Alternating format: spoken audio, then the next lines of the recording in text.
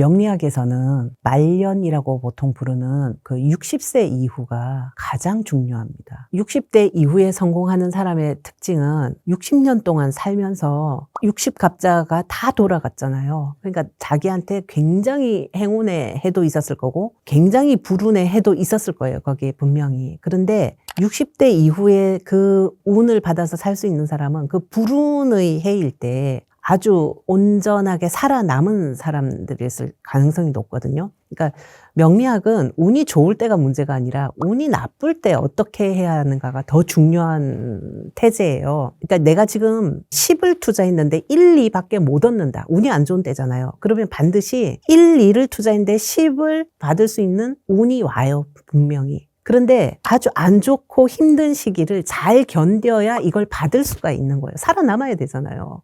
그러려면은 잘 버텨야 되는데 잘 버티는 사람들을 보면은 첫 번째로 자기 비하를 하지 않아요. 나는 이래서 안 돼. 뭐 자기 탓을 어마어마하게 해요. 나는 정말 영원히 안 될 거야. 나 이래서 안 될 거야. 자기 비하를 하지 않아요. 어떠한 순간에도. 그 다음에 조건과 환경 탓도 하지 않아요. 뭐부터 생각하느냐 하면은 내가 지금 통제하고 관리할 수 있는 것부터 해결하자. 그렇게 하는 사람들이 잘 버텨내요. 그러니까 아주 힘들지만 이래서 힘들어 저래서 힘들어 탓하지 않고 자기 비하도 하지 않고 자기의 통제와 관리가 가능한 것부터 하나씩 야금야금 이렇게 행동하고 챙겨 나가면서 버티더라고요. 그 두 개를 잘하는 사람들이 60 이후에 운이 왔을 때 잡을 수 있는 거죠. 그러니까 운이 안 좋은 때를 전쟁이 났다라고 생각해 보면 전쟁일 때는 공격수보다는 맷집이 좋은 사람이 더 끝까지 살아남거든요. 맷집. 아까 얘기했던 게 자기 비하를 하지 않고 자기 통제를 잘하는 사람은 맷집이 아주 좋은 사람이에요.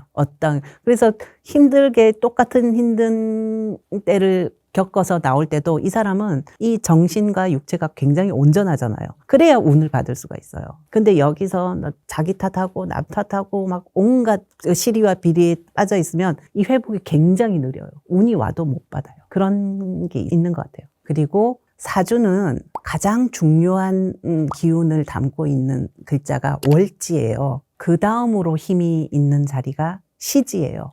시.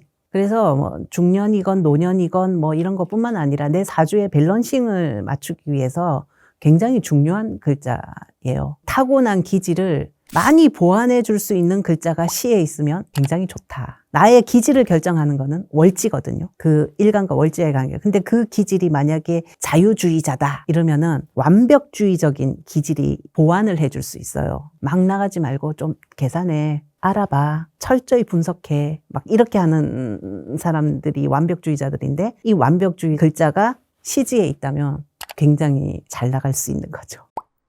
사주의 비겁은 어지간하면은 다른 사람들의 의견이나 취미나 감정이나 욕망에 잘 따라줘요. 그 다음 인성은 좀 인정 욕구가 있다고 그래야 되나? 주변 사람들에게 인정받고 존경받고 사랑받고 하는 걸 좋아해서 그 사람들에 많이 맞춰줘요. 그러니까 둘 다 조금 약간 비슷한 게 있잖아요. 그런 사람들은 그러니까 오래 관계가 지속되면 지속될수록 인성인 사람들은 속에 골병이 들어가고 비겁인 사람들은 뭔가 자꾸 시간이나 자기가 가지고 있는 거를 뜯기는 느낌을 받거든요. 그런 사람들은 저는 그냥 차라리 혼자 있어라. 빨리 집 나와라. 관계를 끊는 건 아니고 공간적으로만 분리돼도 굉장히 편해요. 그래서 비겁이나 인성이 많은데 재성이나 관성이 좀 없는 경우 그냥 혼자 있는 게 훨씬 나아요. 인성과 비겁은 사람들이 주변에 많을수록 에너지를 많이 빼앗긴다고 생각하는 거죠. 실제로 그렇기도 하고. 게다가 인성이나 비겁은 사주에 힘이 좋거든요. 굉장히 기운이 세요. 그래서 혼자서 충분히 독립적으로 잘 살 수 있는 사람들이에요. 자꾸 뺏기거나 이렇게 정신이 이렇게 쏠리거나 이런 데 없이 자기만을 생각하면서 살면 훨씬 더 잘 살 수 있겠죠, 그런 사람들은. 그리고 재성이나 관성을 타고난 사람들은 그 자체가 굉장히 사회적인 어떤 기질이 있거든요.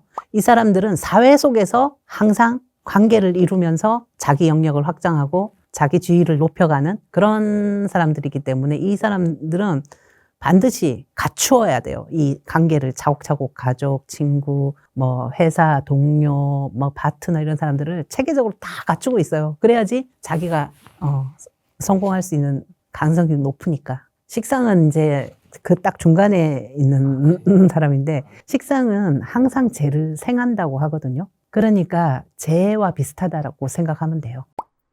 길가메시 서사시라는 아주 오래된 세계에서 최초의 문학 작품이라고 하는 그런 서사시가 있는데 거기에 나오는 길가메시가 영웅이거든요. 근데 어느 날 그 죽음에 대한 두려움을 너무 느꼈어요. 그래서 아주 온갖 고행 끝에 신을 찾아가서 영생을 하는 그 약을 주세요 그랬더니 영생하는 식물을 줬어요. 그 신이. 그래서 그걸 받아가지고 다시 되돌아가는데 잠깐 조는 사이에 뱀이 그 영생의 식물을 들고 물고 달아난 거예요. 그러니까 길가메시가 너무 황당해가지고 다시 뭐 이대로 갈 수는 없다 해서 다시 신을 찾아가요. 그거 뱀이 물고 가버렸으니까 또 주세요 이렇게 했더니 신이 야 그냥 그러지 말고 돌아가서 네 이웃들이랑 맛있는 거 먹으면서 수다나 떨어라 이래요. 너무 명리학적인 거예요. 그 내용이.